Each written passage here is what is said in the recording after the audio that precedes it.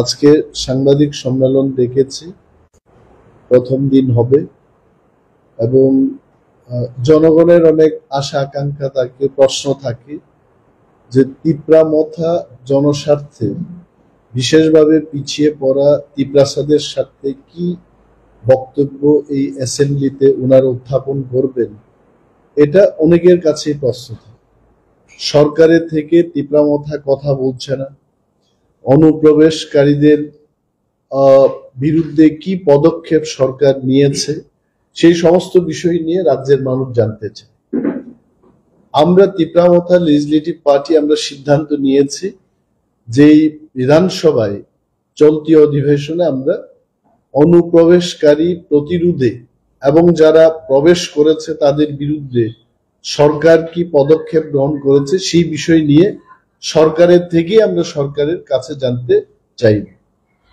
২ নম্বর যে ব্যাপারটা হলো, কেন্দ্রীয় সরকার, ত্রিপুরা সরকার এবং তিপ্রামথার মধ্যে ত্রিপাক্ষিক যে চুক্তি হলো, এই চুক্তি রূপায়ণে কেন্দ্রীয় সরকার, রাজ্য সরকার কি ভূমিকা নিয়েছে এবং তার অগ্রগতি কি সেই সম্পর্কেও রাজ্যের পিছিয়ে পড়া মানুষ সেটা জানতে চায়।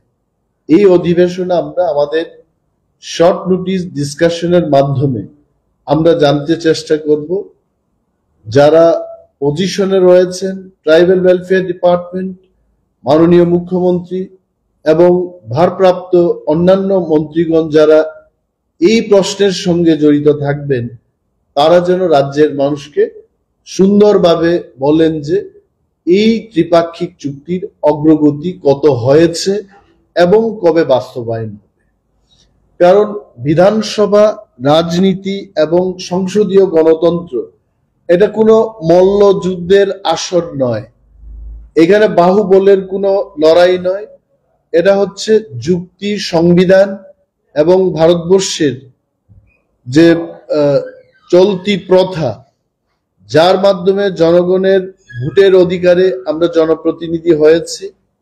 সরকারে যারা রয়েছেন সরকারের কাজ করবেন, সরকারের থেকেও সরকারের অনেক কিছু জানার আমাদের বাকি আছে এবং মানুষ জানতে চায়। আমরা যেটা প্রশ্ন করব এটা সরকারের বিরুদ্ধে নয়, কিন্তু মানুষের প্রশ্ন বিধানসভায় সরকারের থেকেও আমরা আমাদের সমগ্র সরকারের থেকে আমরা জানতে চেষ্টা করব। কারণ আপনারা বলতে পারেন যে সরকারে তো আপনারাও আছেন, কিন্তু সরকারের ছোট্ট একটা অংশীদার মাত্র। যেখানে 12 জনের মন্ত্রী, সেখানে আমাদের একজন ক্যাবিনেট মিনিস্টার, একজন মিনিস্টার অফ স্টেট, যিনি ক্যাবিনেট সভাগুলোতে, মিটিংগুলোতে যেতে পারেন না। তাহলে আপনারা বুঝতেই পাচ্ছেন যে 12 জনের মন্ত্রিসভার সদস্যে একজন ক্যাবিনেট মিনিস্টার তার সরকারে ছোট্ট একটা অংশীদার মাত্র, এবং সমগ্র সরকার বলতে মাননীয় মুখ্যমন্ত্রী, স্বরাষ্ট্রমন্ত্রী, rural development minister, health minister, panchayat minister, education minister, নানা যে বিষয়গুলো, এগুলো কিন্তু তিপ্রামথার মন্ত্রীর পক্ষে এই উত্তরগুলো দেওয়া। আমাদের এমএলএরা, আমাদের একটা সিদ্ধান্ত আমরা নিয়েছি, সরকারে থাকব, সরকারের হয়ে কাজ করব, কিন্তু জনগণের প্রশ্ন আমরা একই সাথে তুলব। তো আপনাদের দেখেছি এই কারণে, যা আপনাদের মাধ্যমে রাজ্যের মানুষের জানতে হবে যে তিপ্রামথা কি বলতে চাইবে এই চলতি অধিবেশনে। 1 নম্বর, আমি আবারও বলছি, আমাদের ইস্যু থাকবে যে অনুপ্রবেশকারীদের বিরুদ্ধে সরকার কি পদক্ষেপ গ্রহণ করেছে, সেটা আমরা জানতে চাইব। 2 নম্বর যে বিষয়টা আমরা জানতে চেষ্টা করব সেটা হলো যে কেন্দ্রীয় সরকার, ত্রিপুরা সরকার এবং তিপ্রামথার মধ্যে যে ত্রিপাক্ষিক চুক্তিটা হলো, তার বাস্তবায়নে কতটুকু অগ্রগতি হয়েছে সেটা আমরা সরকারের থেকে জানতে চাই। এবং অনেক মানুষ বলতে পারে আমাদের এই সাংবাদিক সম্মেলন দেখে এডিসি নির্বাচন এসে গেছে, মথার একটা নাটক শুরু হয়েছে। মথা কোনো নাটকে বিশ্বাসী না, মথা কোনো আন্তর্জাতিক দল নয়, মথা কোনো একটা ন্যাশনাল দল নয়। মথা এই অঞ্চলের মানুষের স্বার্থ রক্ষায় একটা কথা বলার একটা প্ল্যাটফর্ম, একটা রাজনৈতিক দল। এই এলাকার মানুষের কথা যেহেতু কেউ বলছে না, যেহেতু যারা বিরোধীতে আছে কিন্তু তারপরেও এই পিছিয়ে পড়া মানুষের কথা বিধানসভায় কেউ বলছে না, তাহলে মথাকে সেই জায়গাতে এসে আমাদেরই কথা বলতে হবে।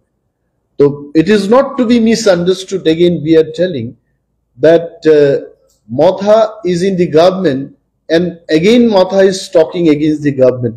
তথ্য জানার অধিকার একজন নাগরিকেরও আছে, তথ্য জানার অধিকার একজন বিধায়কেরও আছে।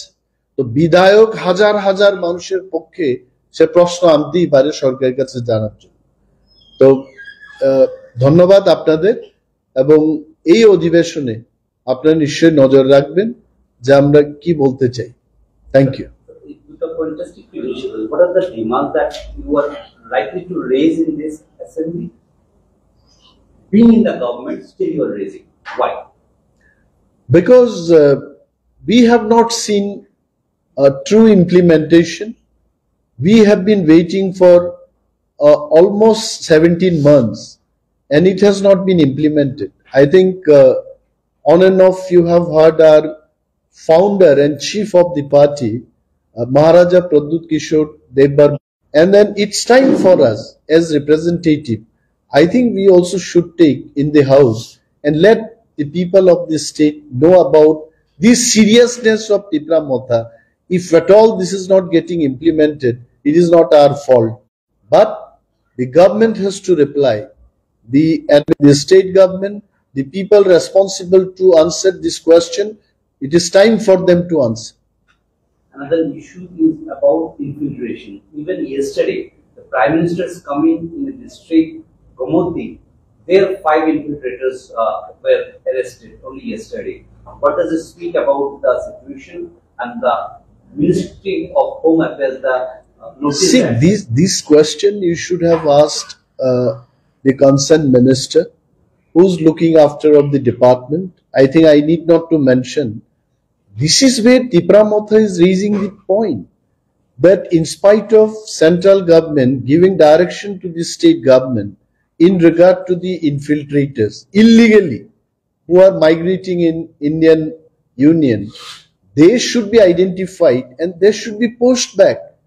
But reasonable work, reasonable action, we have not seen in our state, to be very frank. Whether the state government is serious about it or silently they are doing. If anything the state government is doing silently, then we should know and the people should. But again, the cutoff date has been increased. I think it is again 2024, 31st. See,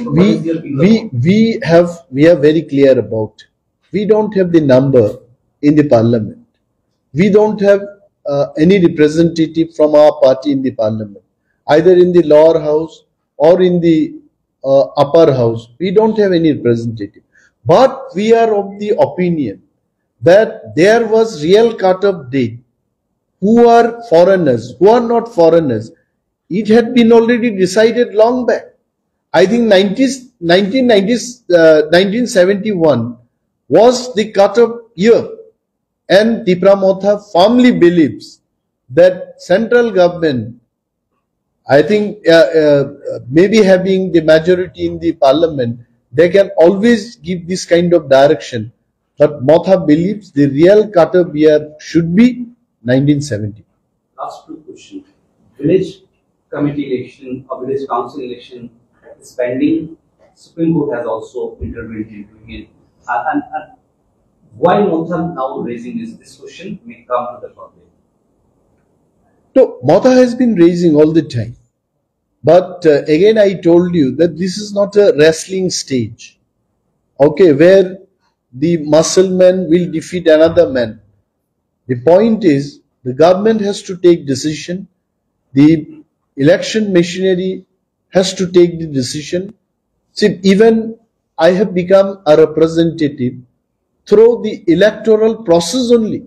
So this process has to be initiated, and Tipra Motha or any political party cannot do that. There is a department and the government has to give the direction, and that is why Tipra Motha is raising this point. My question was, you are also part of the government. I told you that we are 1/12 or 1/10 of the government. So that is why we want to know from the entire government machinery. I'm only small part of the government. You ask about forest department, I can answer. You ask about science and technology, I can answer. Printing and stationery, then I can answer.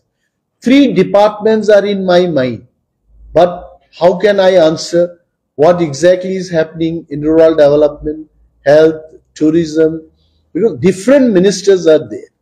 So Motha wants to know what exactly is happening in regard to all these issues. You are till now it proves you are not satisfied. These two See, it particular is points. not my satisfaction. It is the question of the people. Because we are all here to address the problem of the people. Even BJP is here. Cholo Paltai, it has come out of the cry of the people. Or CPM is existing because of the cry of the people. IPFT is here to address the issue of the people. So what we are raising is not the issue of Animesh Debbarma or the forest minister. It is the cry of the people, the issue of the people. Thank you. অপর কি লাগে না তারা না আমি